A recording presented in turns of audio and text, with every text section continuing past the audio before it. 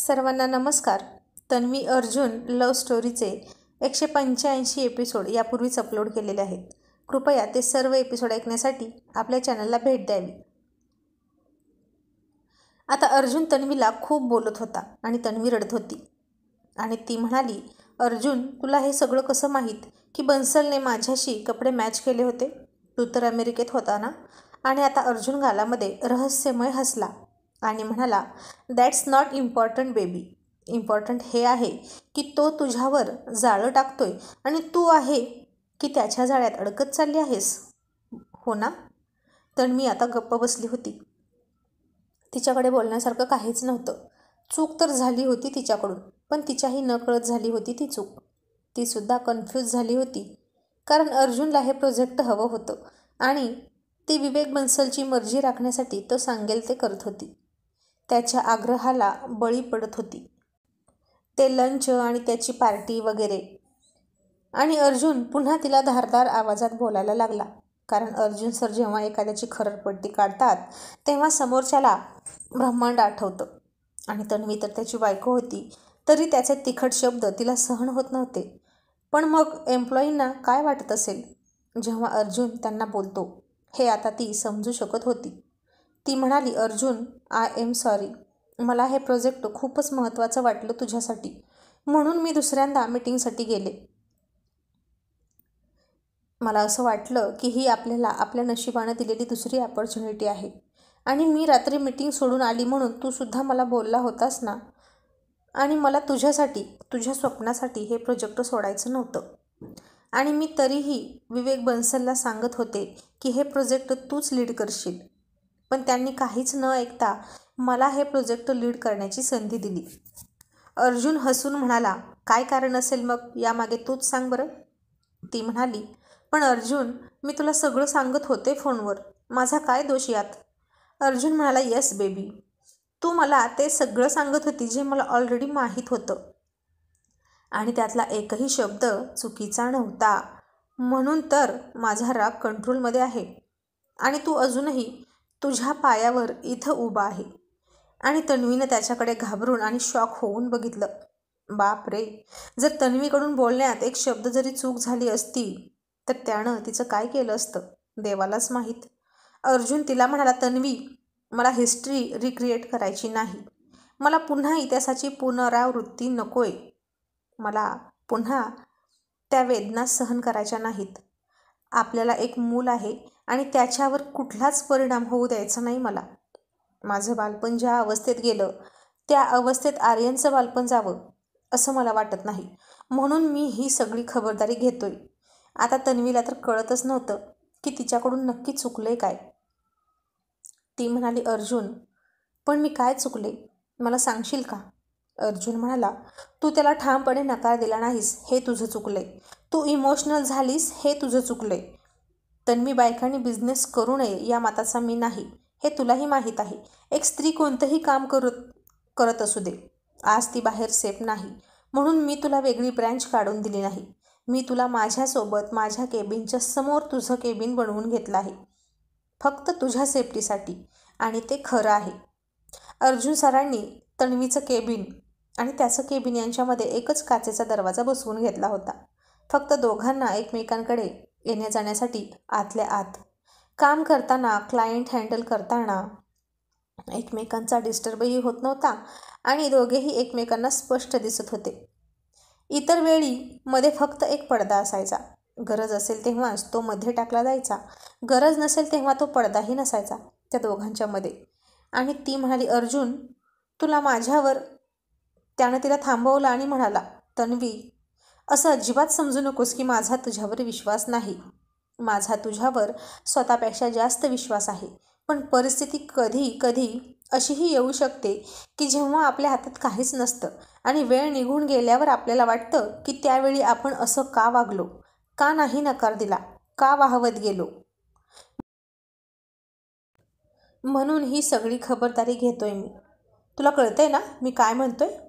तन्वी आता फक्त अश्रू गाळत त्याच्यासमोर अपराध्यासारखी उभा होती आणि ती म्हणाली, अर्जुन, मी नाही येत ऑफिसला उद्यापासून, म्हणजे आजपासूनच. अर्जुन म्हणाला, तसं तर अजिबात करायचं नाही. घाबरून अजिबात आपलं काम थांबवायचं नाही. हुशारीनं फेस करायची कोणतीही गोष्ट. समोरच्याला आपण जिंकून द्यायचंच नाही. त्याच्या वाईट इंटेन्शनमध्ये त्याला सफल होऊ द्यायचं नाही. That's it. आणि इतरांना घाबरून तू तुझं करिअर बर्बाद करशील का? आणि आता ती आणखीनच रडायला लागली आणि थोडी गाल फुगवून म्हणाली, मग तू मला असं का बोललास? अर्जुन म्हणाला, मी कुठे काय बोललो? मी तुला फक्त खरं खरं सांगितलं. आणि मला एक सांग, तू खरंच त्याच्या हातात हात देणार होतीस का?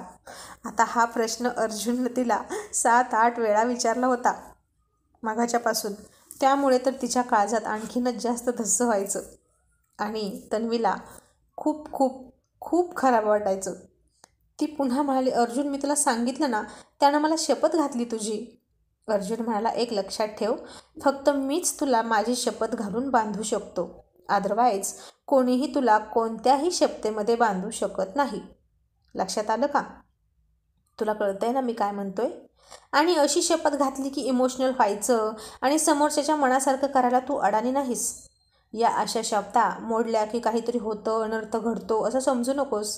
आता तन्वीला तर अर्जुनचा ॲक्सिडेंट झाल्यापासून, तो कोमातून बाहेर आल्यापासून खूप भीती वाटायची. ती थोडी हळवी झाली होती. तो तिला म्हणाला, तू फक्त माझ्यासमोरच इमोशनल झालेलं मला चालेल.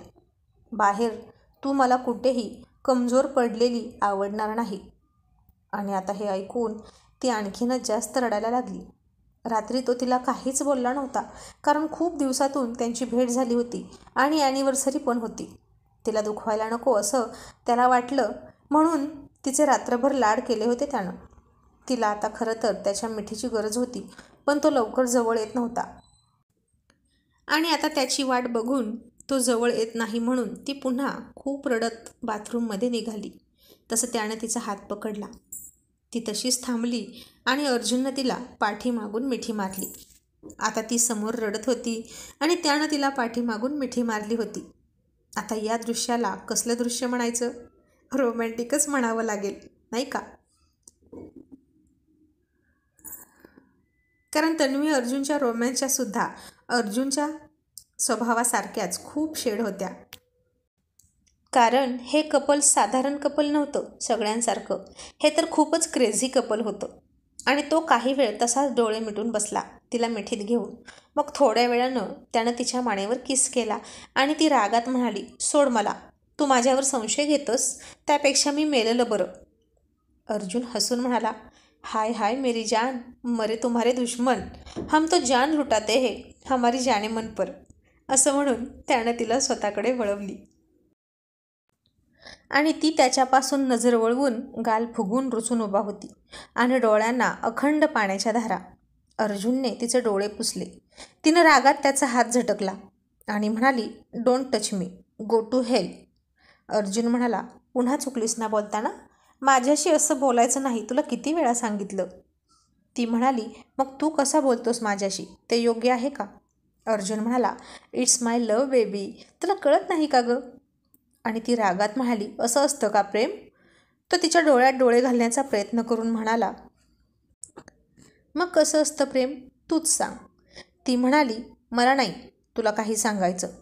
अर्जुन हसून म्हणाला, हम थोड़े से हटके हैं जनाब, आपका हुस्न भी सबसे अलग और हमारा इश्क भी सबसे जुदा. आपके हुस्न के तो पागल हैं हम, और इसी पागलपन में जान भी दे सकते हैं और किसी की जान ले भी सकते हैं. आता त्याच्या या शायरीने तिच्यावर काहीच परिणाम होत नव्हता. खूप जास्त चिडली होती ती. चिडली होती म्हणण्यापेक्षा दुखावली होती. आज सकाळी सकाळीच अर्जुन सरांनी तिची मॉर्निंग खूपच गुड करून टाकली होती आणि ती त्याला जोरात ढकलून पुन्हा दूर निघाली. तसं त्यानं तितक्याच चपळाईनं तिला पुन्हा पकडली. ती सोड म्हणत होती. अर्जुन तिला सोडत नव्हता.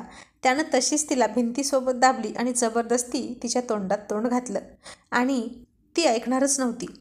ती त्याला तिच्या नाजूक हाताने फटके देत होती. त्यानं तोंडाने तोंड दाबल्यामुळे मुक्यापणानं ती ओरडत होती. नेहमीसारखी त्यानं तोंडात तोंड घातलं की त्याच्यासमोर हार मानायची ती. त्याच्या ओठांच्या स्पर्शाने विरघळून जायची आणि त्याला सामील होऊन साथ द्यायची. पण आज ती त्याला विरोधच करत होती आणि अर्जुनही तिला सोडत नव्हता. आणि इतक्यात कमरेवर हात ठेवून आर्यन ओरडला, डॅड, हे तुम्ही काय करताय? आता अर्जुन सर शॉक लागल्यासारखे झटका बसून मागे सरकले आणि तन्वीनं रागाने तिचे डोळे पुसले आणि तिथेच उभा राहिली. आणि आर्यन रडणाऱ्या तन्वीला बघून म्हणाला, डॅड, तुम्ही काय केलं? मम्मा का रडते? आता काय सांगावं, अर्जुनला समजत नव्हतं. तो म्हणाला, टायगर, अरे मम्मा सॅड होती ना, म्हणून तिला किशी किशी करत होतो, हॅप्पी हॅप्पी करण्यासाठी. आर्यन म्हणाला, मग तुम्ही किशी किशी केली तरी मम्मा हॅप्पी का नाही? अशी करतात का किशी किशी इतक्या जोरात? म्हणूनच मम्मा जास्तच रडते. तिला तुमची दाढी आणि मिशी टोचली असणार. तिला तुमची किशी आवडली नाही.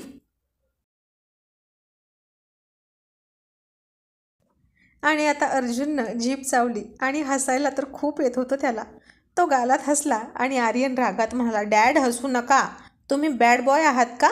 असं कोणीतरी रडत असताना आपण हसायचे नसतं, असं मम्मा म्हणते. हो ना मम्मा, डॅड बॅड बॉय आहेत ना? आणि आता तरीही अर्जुनचा कितीही राग आला असला तरी तन्वी म्हणाली, आर्यन बेबी, तू बाहेर जा आणि खेळ. आता ती अर्जुनकडे बघतच नव्हती. आणि आर्यन म्हणाला, मम्मा, डॅड तुला ओरडले का? मला सांग, मी त्यांना ओरडतो. तन्वीनं तिचे पाझरणारे डोळे पुसले आणि म्हणाली, आर्यन, डॅडशी असं बोलायचं नाही. ते मोठे आहेत ना, सॉरी म्हण. आणि शहाणा आर्यन लगेच म्हणाला, सॉरी डॅड, पण मम्मा तू रडू नको ना. डॅड, तुम्ही मम्माला रडवलं ना, मग तुम्ही तिला सॉरी म्हणा ना. आणि अर्जुन म्हणाला, मम्मा सॉरी. आणि तन्वीनं त्याच्याकडे पाहिलंच नाही. आर्यन म्हणाला, डॅड, कान पकडून सॉरी म्हणा. आणि अर्जुननं खट्याळपणा करत तन्वीचे कान पकडले आणि पुन्हा म्हणाला, सॉरी मम्मा.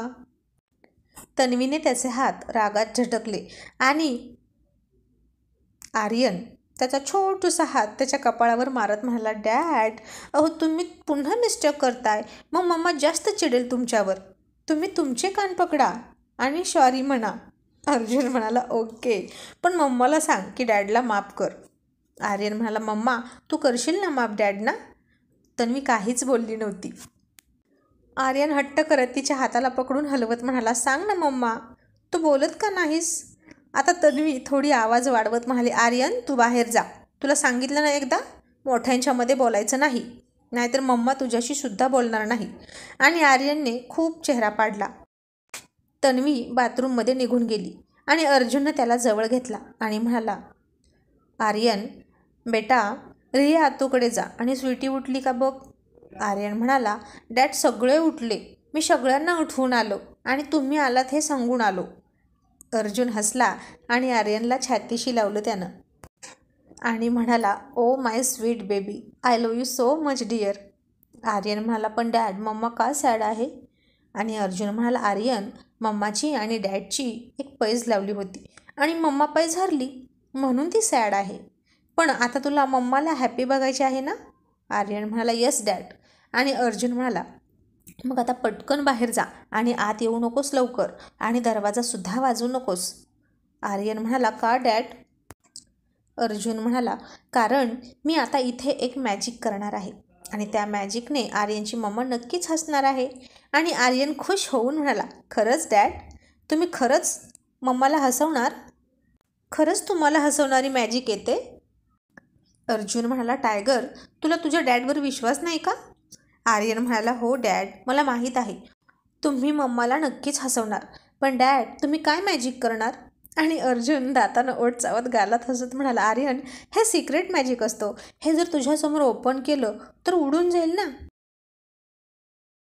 त्यामुळे मी हे मॅजिक मम्मासमोरच ओपन करेन. Okay okay dad. असं म्हणून आर्यन खुश झाला आणि अर्जुन म्हणाला, मग पळा आता आणि डॅडनं बोलवल्याशिवाय आत यायचं नाही. आणि आर्यन पळाला आणि म्हणाला, दरवाजा लावून घ्या डॅड. आता अर्जुन बाथरूमच्या बाहेर उभा होता आणि म्हणाला, तनू बेबी, दार उघड ना, प्लीज बेबी, दार उघड. हे बघ, आर्यन खूप सॅड आहे तुला अशी पाहून. प्लीज तनू, सॉरी बाबा. आता बराच वेळ झालं तो तिची विनंती करत होता, पण ती दार उघडत नव्हती. तिची आंघोळ झाली तरी ती आतच बसली होती. अर्जुन म्हणाला, ठीक आहे, नको उघडू दार. यानंतर माझ्याशी बोलायला सुद्धा येऊ नकोस, असं म्हणून तो तिथून रागात निघाला. इतक्यात त्याचा पाय घसरला आणि तो जोरात पडला. त्याचा धक्का लागून फ्लॉवर पॉटसुद्धा पडला आणि तो खूप मोठ्यानं ओरडला. तशी तन्वी पटकन बाहेर निघून आली. अर्जुन, अरे काय झालं? असा कसा पडलास? असं म्हणून ती त्याला उठवायला गेली आणि अर्जुनने तिला झटकन पकडली आणि हसायला लागला. ती चिडून म्हणाली, म्हणजे नाटक करत होतास ना? सोड मला. अर्जुन म्हणाला, अभी ये तो नामुमकिन है. असं म्हणून त्यानं तिला अलगद उचलली आणि बेडवर आणून टाकली. ती म्हणाली, अर्जुन, हे काय करतोय तू? आर्यनच्या मम्माला हसवतोय मॅजिक करून. मी प्रॉमिस केलं आहे त्याला, असं तो म्हणाला. आणि अर्जुन त्याचं प्रॉमिस कधीच तोडत नाही, तुला माहीत आहे ना? अर्जुन, नको, तू मागे हो. पण अर्जुन सर आता ऐकणारच नव्हते आणि त्याने तिला जबरदस्ती अंगाखाली घेतली. तिचं तोंड ब्लॉक केलं. त्याच्या तोंडानं हातसुद्धा लॉक केले आणि आता तन्वीची हालचाल बंद झाली.